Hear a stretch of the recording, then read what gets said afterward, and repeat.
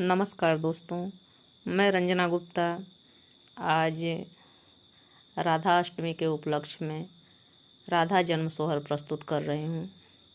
आइए सुनते हैं गीत के माध्यम से कैसे हुआ था राधा जी का जन्म।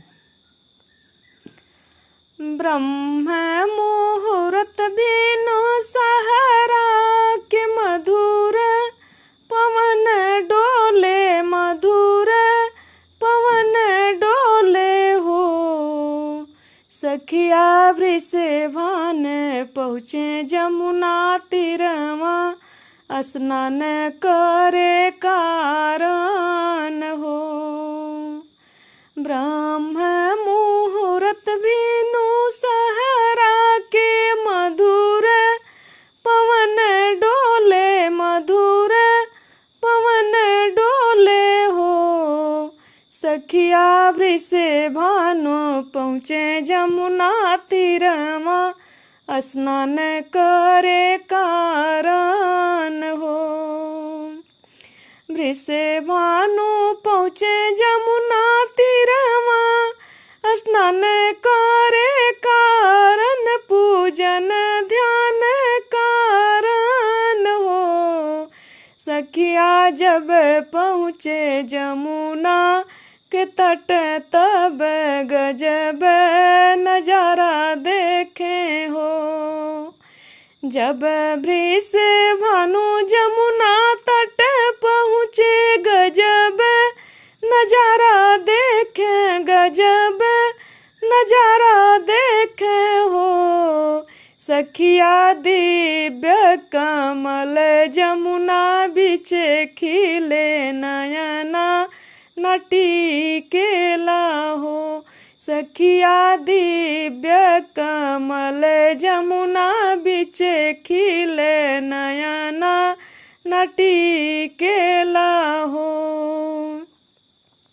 ज्योतिया कमल दल से फूटेले, बहुत ही दिव्यत, बहुत ही दिव्य न हो। सखिया देखी के चकित होई गईल, ते सुध बुध खोई गईल हो। सखिया देखी के चकित होई गईल, ते सुधिया भुलाई गईल हो।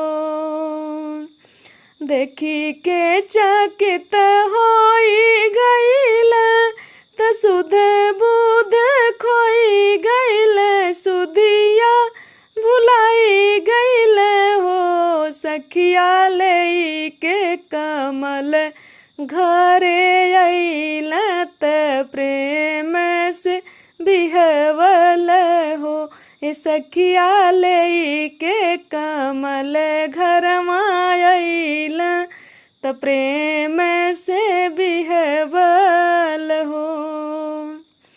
ले के कमल दिव्य घर अइल, प्रेम से बिहवल, प्रेम से बिहवल हो। सखिया कीर्ति रानी अचल में डाले, त बहुत सुहावन हो। सखिया कीर्ति रानी के आंचल डाले, त बहुत सुहावन लागे हो। आंचल में डाले कमल दिव्य, ज्योति प्रस्फुटित होला, ज्योति प्रस्फुटित होला हो। सखिया ताही छन उठे मिठी दरदिया, त राधा रानी प्रगट भैली हो। सखिया कीर्ति रानी के उठे मिठी दरदिया, त राधा रानी प्रगट भैली, राधा जी जन्म लेली हो। बड़े बड़े ऋषि मुनि ज्ञानी दुआरे मंगल गावेल, मंत्र उचारेल, मंत्र सखिया नारद जी आए देवलोक से, राधा जी के दर्शन करे हो। सखिया नारद जी देवलोक से आए, राधा जी के दर्शन करे हो। वृषभान नारद जी से आरज कर, सुनी है देवर सीत, सुनी है देवर सीन हो। हे जी काहे लाली नयना न खोले, बहुत चिंता लागेला हो। ऋषि जी काहे लाली नयना न खोले, बहुत चिंता लागेला, मन घबराला न हो। नारद जी बीड़ा बजावे, कान्हा के गुण गान करे, कान्हा के गुण गान करे हो। सखिया कान्हा नाम सुनत नयन खोले, राधा रानी चितवेली हो। सखिया कान्हा नाम सुनत नयन खोले, राधा जी चितवेली हो। राधा कृष्ण का अमर प्रेम, सब जग जाने, सकल जग जाने ला हो। सखिया राधा ही प्रेम के मूर्तिया, कन्हैया के हृदय बसे हो। सखिया राधा हई प्रेम के मूर्तिया, कन्हैया के हृदय बसे हो। भादो के शुक्ल पक्ष अष्टमी, दिन सोमवार रहल, दिन सोमवार रहल हो।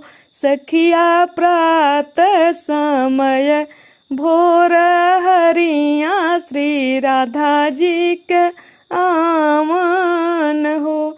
सखिया प्रात समय भोर हरिया, श्री राधा जी के आमन हो। सखिया प्रात समय भोर हरिया, श्री राधा जी के आमन हो। सगरो ही सृष्टि मगनवा, राधे के अमनवा से, राधे के अमनवा से हो।